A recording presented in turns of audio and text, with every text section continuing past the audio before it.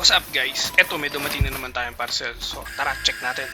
Alam mo yung araw-araw na kahit umaandar ka na, parang niluluto ka pa rin ng yung init na init ka kahit anong bilis ng parang sinasabayan ka pa rin. Walang lusot, kahit naka-helmet ka, ramdam mo pa rin yung singaw. Pero minsan may mga simpleng bagay na pag nasubukan mo, mapapaisip ka, ba't ko lang ngayon to nagamit? So, ito yung isang klase ng gear na hindi mo kailangan hanggang sa matikman mo yung ginhawa. Isipin mo, maliit lang siya, nakakabit lang sa belt, pero parang may sarili kang hangin sa gitna ng traffic. May brushless motor siya na umaabot ng 16,000 RPM. Kaya kahit nakastop ka, tuloy pa rin yung sirkulasyon ng hangin. Tahimik, matipid, consistent. Hindi yung parang laruan lang, legit performance talaga.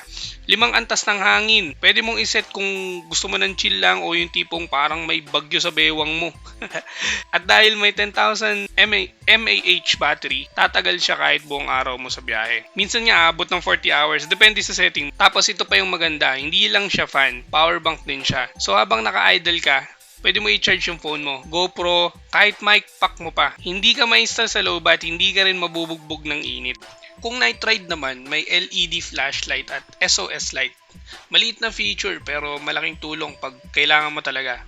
Matibay pa yung steel clip, kaya kahit anong rough road, hindi basta-basta kakalas. Tapos off-bike naman, pwede mo naman gawing desk fan habang nag-edit ka ng video o kaya kung ano-anong ginagawa mo sa computer mo. Pero alam mo, hindi lang to tungkol sa specs eh. Ang point talaga nito is comfort equals control.